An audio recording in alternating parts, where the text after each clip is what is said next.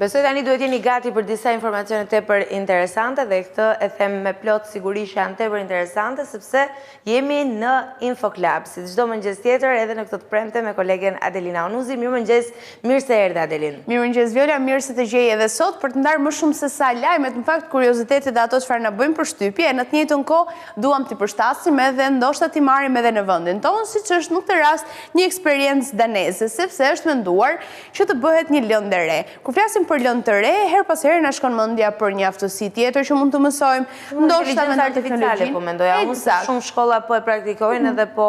e bëjnë pjesë të kurikulave të tyre mësimore. Pikërisht, do ishte një ide e mirë në fakt edhe kjo, por ajo çfarë ta bit në këtë rast është që edhe në një periudhë që mendja së pari mund të shkojë tek teknologjia, tek inteligjenca artificiale, ajo çfarë duhet të mësojmë tjetër është edhe empatia. Kështu që ka funksionuar dhe tashmë kemi një lëndë shkollore pikërisht të tillë, pra që mësojnë empatinë, mësojnë se si funksionon në vetvete emocione, cili është momenti që mund të shprehin diçka e në të njëjtën kohë të bëhen më të kuptueshëm për secilin që kanë aty. Por gjatë orës, nëse mendon se si mund të jetë organizuar një orë e empatisë, sepse të bën përshtypje, mendon që empatia mund të ndodhë maksimumi në momentet e pushimit apo sigurisht shumë personale për çdo individ, zhvillohet në kohë të ndryshme dhe në forma të ndryshme. Eksakt, dhe në këtë rast kanë menduar një formë që i bashkon të gjithë, janë te kjo lënda ku ata mblidhen me njëri tjetrin, tregojnë për emocionet, tregojnë se çfarë kanë kaluar, tregojnë në të njëjtën kohë një farë solidariteti mes njëri tjetrit, edhe kjo shfaq një mënyrë tjetër të menduarit e në të njëjtën kohë edhe të sjelljes që kanë ata me njëri tjetrin. Ka treguar që kanë pasur një mirëqenie edhe më të madhe të gjithë të nxënës që janë mësuar me empatinë që herët, pavarësisht se e kemi thënë edhe her pas here edhe ekspertë ndryshëm dhe mendimtarë në fakt, edhe pse ndonjëherë mund të dyzohen që atë pjesën më të madhe të empatisë ne e marrim në familje në vitet tona të para të jetës, e më pas për të kaluar për ta shfaqur në shkollë edhe kudo tjetër. Por në këtë rast, për ata që mund të kenë pasur disa mungesa ose ndoshta nuk është kurrë mjaftueshëm empati, kanë filluar ta mësojnë edhe në shkolla. Kjo është parë si mënyrë që mbase mund të përhapë edhe në vende të tjera për treguar qasje ndryshe dhe për ta bërë botën deri diku edhe më të mirë, duke qenë empatike dhe duke kuptuar se çfarë mund të jetë tjetri duke kaluar. Më bëri shumë përshtypje, duket interesante nëse do ishte edhe në vendin tonë, pse jo? Tani po më kujtoheshin këto fotografitë që shpërndahen edhe në rrjetet sociale, ku janë disa pallate për shembull dhe janë dritat e ndezura që dikush po kalon një gëzim, një tjetër një hidrim, dikush mund të ketë humbur punën. Na teston në një farë mënyrë se sa të ndjeshëm dhe empatik ne jemi në raport me gjendjen e të tjerëve. Sepse nuk e dim asnjëherë se çfarë është duke kaluar dikush tjetër, kështu që le të mundohemi të jemi me të gjithë sa më të mirë edhe të kuptueshëm, sepse ndoshta pavarësisht asaj gjë çfarë shfaq, shumë i buzëqeshur, shumë i lumtur etj, mund të fshihen shumë brenga që mund t'i ketë. Ndaj le të mësojmë pak më shumë për empatinë dhe le të shërbej ky shembull në vetvete për ta parë. Nëse nuk është me detyrim në shkolla, le të mundohemi ta kemi në bisedat tona të përditshme, bisedën për empatinë edhe ato shembuj konkret që mund na ndihmojnë dhe mund të na bëjnë më të lumtur të gjitha. Por edhe tek filmat vizatimor, pra kur ti rritesh, e kupton që nuk ishin thjesht filmat animuar të cilat tregonin veprime qesharake dhe ta bënin fëmijërinë më të bukur, po kur ti rritesh kuptojnë që kanë qenë ndër të tjera një mënyrë shumë e mirë për të zhvilluar empatinë, për të marrë mesazhet e duhura, për të kuptuar se si duhet të sillemi me njëri tjetrin, me mjedisin e me gjithçka tjetër. Kanë edhe një funksion dhe rol tepër edukativ dhe këtë e kupton në vitet të mëvonshme. Po unë do isha plotësisht pro një lëndë të empatisë të zhvilluar edhe në shkollat shqiptare, kështu që nëse dikush po na dëgjon, pse jo të mos e mendoj diçka të tillë. Mua do më pëlqente shumë të isha pjesë e klasës për të mësuar më shumë për empatinë, po pse jo edhe për të qenë kështu, me që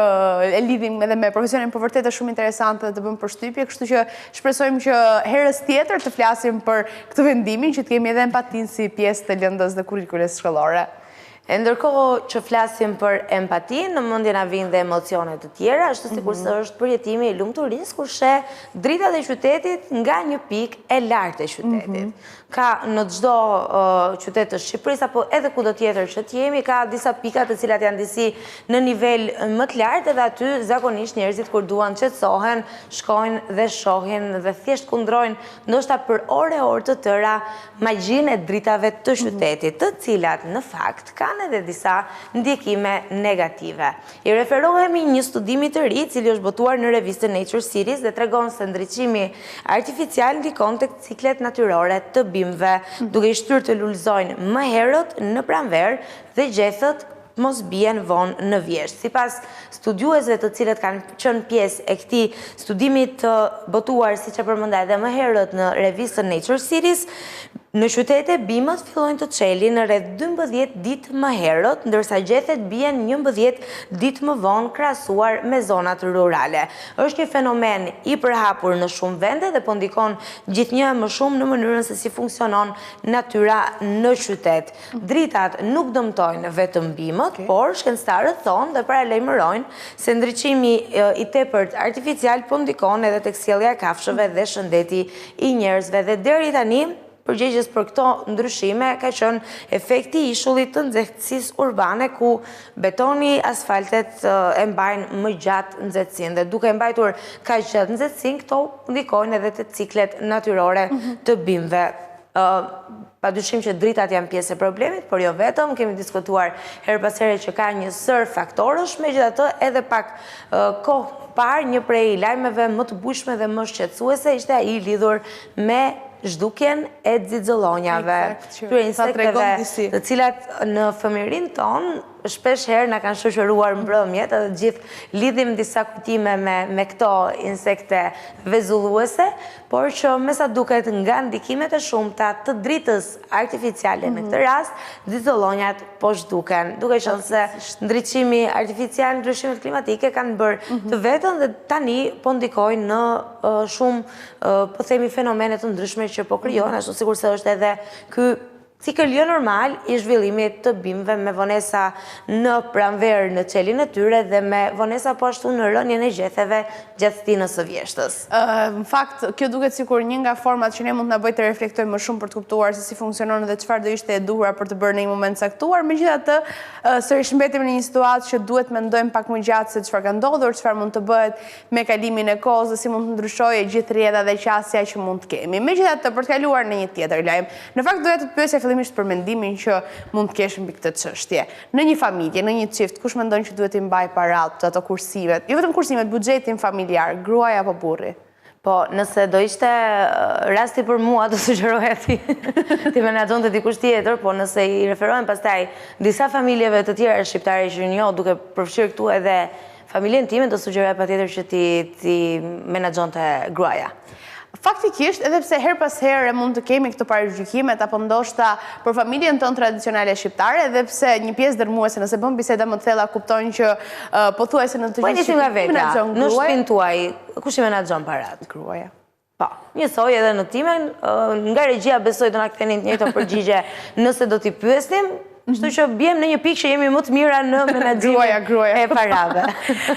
Faktikisht kështu ka ndodhur edhe në Japoni, po si s'po thonim, për vendin ton, në biseda të ndryshme shikojmë dhe kuptojmë që janë gratë që menaxhojnë financat, edhe pse para të tjerëve duam të dukemi dhe të shfaqim sikur është burri që menaxhon financat dhe i jep drejtim. Megjithatë ka ndodhur edhe në Japoni, në fakt është një traditë e tyre tashmë prej vitesh që duket si e vjetër, por ka rezultuar efektive dhe janë pikërisht gratë që menaxhojnë financat e tyre. Por ndryshimi në këtë rast që lidhet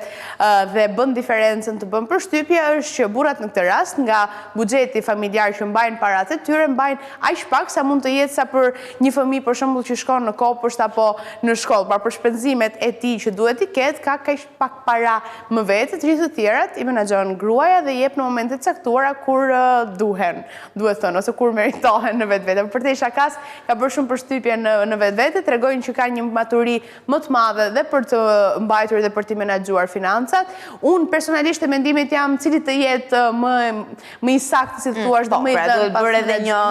llogari se cili do të mund t'i menaxhonte më mirë patjetër, se nëse harxhohet pafund nga të dy palët dhe asnjëri nuk është në po themi në më të mirën e tij të mundshme në menaxhimin e parave, atëherë kush supozohet ti menaxhojë në këtë rast? Siç thonë edhe në tona që nuk mund të bëhen dy njësoj bashkë, mund të jetë njëri prej tyre me gjas duhet të jetë ai që shpenzon pak më shumë edhe ka nevojë për dikë tjetër që i menaxhon financat, dikush tjetër mund të jetë menaxher i mirë që i merr edhe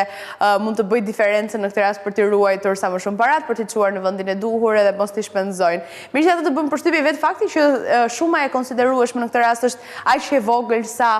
nuk merret aq para sysh në këtë rast në vetvete, sepse të bëm përshtypje që krahasohet me fëmijët që mund të jenë duke shkuar në kopësht apo në klasat e tyre të para, ato shpenzime do kenë edhe ata. Megjithatë pjesa më shumë edhe e fokusuar është tek kërkojnë më shumë Adelina, i gjejnë të gjitha gati në shtëpi. Imagjino, po mund të kesh të bësh pazar, ta kesh pazarin të organizuar të bërë gati. Faktikisht për mua personalisht dhe ajo çfarë mendoj, një zgjidhje ideale do ishte dikush që menaxhonte dhe di ashtu siç duhet të paguajmë një financier për të na paguar për të na menaxhuar parat. Në rastin ton besoj që na duhet, pastaj në rastin e të tjerëve mund ta gjejnë mirë zgjidhjen mes njëri tjetrit. Po në rastin kur dy çift, domethënë çiftit të dy shpenzojnë, duhet një financier ja ku doli dhe një vend tjetër pune, kush e di e sa të tjerë nëse çiftit vazhdojnë të jenë të dy palët që shpenzojnë shumë. Megjithatë më bëri përshtypje dhe doja patjetër që të ndaj ditën e sotme të flisnim dhe të shikonim dhe mendimet tona se kush duam t'i mbaj paratë dhe të shpenzoj. Asnjë lloj sedre në këtë rast, thjesht ai që është më i shkafti për t'i mbajtur edhe për t'i kursyer, le të vazhdoj. Ose për ju që s'doni të shpenzoni para se jeni kursimtar edhe nga këtu fillon menaxhimi, ChatGPT-n e dini, mund ta pyesni çfarë të bëj, më jep një plan për kursimin e parave. Mirë, interesante shumë. Japonia njihet si një prej vendeve pionere të disa nismave shumë të mira në menaxhimin e jetës sociale në përgjithësi, kështu që pse jo mos ta ndjekim një shembull të tillë. Ne e dim fare mirë në vedien tonë që edhe në Shqipëri ndodh pak a shumë me një këtë gjë, tani duam ta pranojmë apo jo, është një gjë tjetër. Ndërkohë që kemi përfunduar kështu me lajmet në InfoKlab,